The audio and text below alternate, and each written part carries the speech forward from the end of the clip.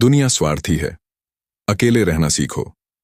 कोई साथ नहीं देगा। यह वीडियो उन सब के लिए है जिन्होंने महसूस किया है कि जितना प्यार उन्होंने बांटा उतना ही खाली वे होते गए।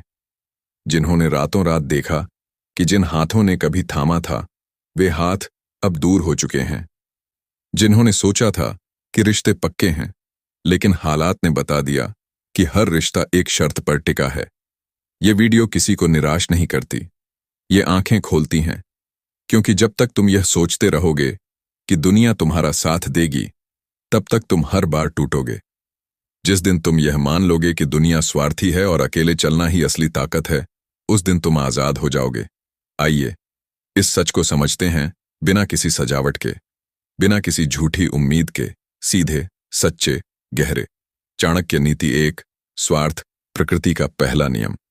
चाणक्य कहते हैं कि स्वार्थ कोई बुराई नहीं, अस्तित्व की शर्त है। तुम सोचते हो स्वार्थी होना बुरा है। प्रकृति देखो, एक पेड़ अपनी जड़ें फैलाता है ताकि वह खुद टिक सके। दूसरे पेड़ को धक्का देकर वह धूप में खड़ा होता है।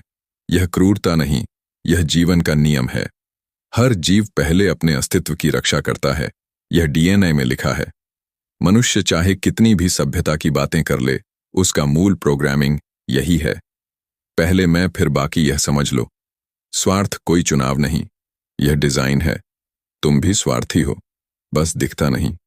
अपने आप से पूछो, तुम किसी से प्यार क्यों करते हो?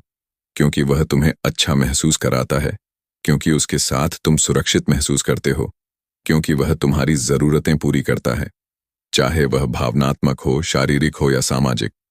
अगर कोई व्यक्ति तुम्हें केवल दुख दे, तुम्हारा अपमान करे, तुम्हारी ऊर्जा चुराए, क्या तुम उसके साथ रहोगे? नहीं। तो तुम भी स्वार्थी हो। फर्क सिर्फ इतना है कि तुम्हारा स्वार्थ देने के रूप में दिखता है और दूसरों का लेने के रूप में, लेकिन अंदर से दोनों एक ही चीज है, अपनी भलाई की खोज बिना शर्त। सिर्फ शब्द है, बिना शर्त प्यार। यह सबसे बड़ा भ्रम है जो समाज ने तुम्हें बेचा है। मां का प्यार भी शर्त पर है, तुम उसके बच्चे हो। पिता का प्यार भी शर्त पर है, तुम उसकी संतान हो। पति पत्नी का प्यार शर्त पर है, तुम एक दूसरे की जरूरतें पूरी करते हो। शर्त गलत नहीं है, गलत यह है कि तुम्हें यह विश्वास दिलाया गया कि शर्तें नहीं हैं। जिस दिन तुम किसी के लिए बोझ बन जाओगे, उस दिन प्यार कम होने लगेगा। जिस दिन तुम किसी की जरूरत नहीं रहोगे, उस दिन लोग दूर होने लगेंगे। यह सच है, दुखद है, पर सच है। स्वार्थ को व्यक्तिगत मत लो। जब कोई तुम्हारा साथ छोड़ता है तो तुम सोचते हो उसने मुझे धोखा दिया, लेकिन उसने धोखा नहीं दिया, उसने अपना फायदा देखा। वह उस समय जहां था, उसकी प्राथमिकताएं वहां थीं। तुम भी यही करते हो। हर दिन, हर चुनाव में जब तुम यह समझ लोगे कि स्वार्थ व्यक्तिगत हमला नहीं बल्कि मानवीय प्रकृति है, तब तुम लोगों से नाराज होना बंद कर दोगे। तुम समझ जाओगे वे तुम्हारे दुश्मन नहीं हैं, वे बस इंसान हैं। और इंसान होने का मतलब है पहले अपनी नाव संभालना।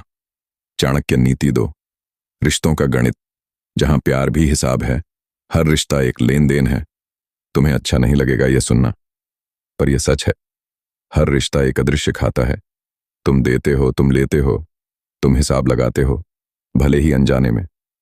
मैंने उसके लिए इतना किया, उसने मेरे लिए कितना किया? यह सवाल हर किसी के मन में आता है।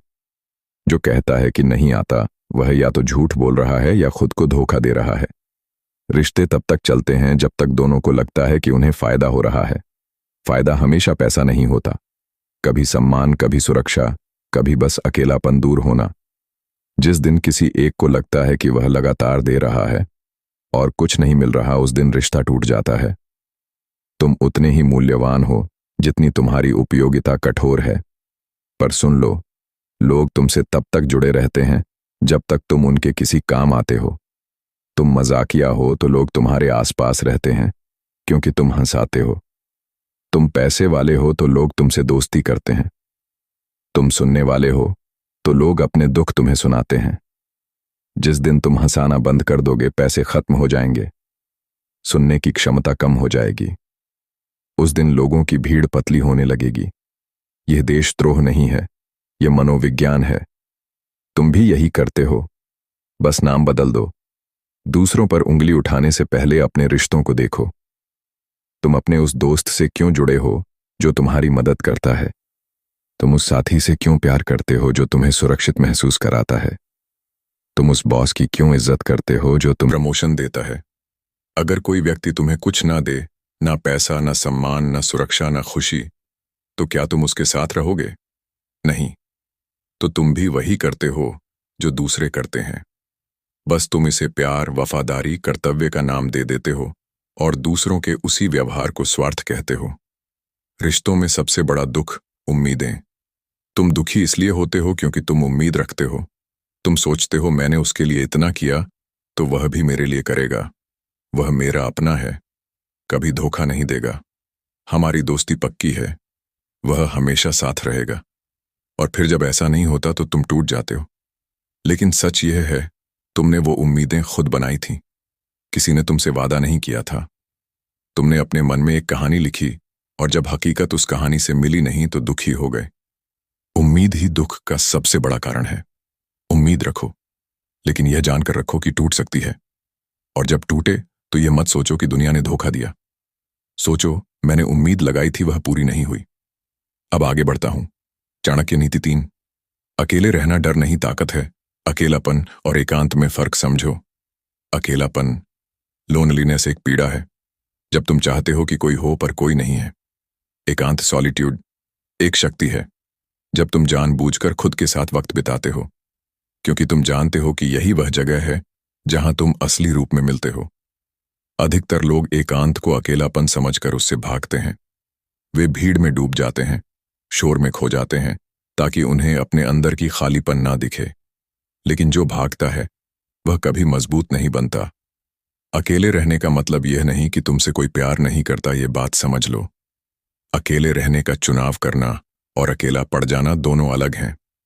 तुम अकेले रहना सीख रहे हो ताकि जब कोई ना हो तब भी तुम टूटो नहीं, ताकि जब लोग चले जाएं तब भी तुम खड़े रहो, ताकि तुम्हारी खुशी किसी के आने जाने पर निर्भर ना हो। यह आत्मनिर्भरता है, यह पूर्णता है। जब तुम अकेले रहना सीख जाओगे तब तुम किसी के साथ रहने के लिए किसी भी रिश्ते में नहीं फंसोगे।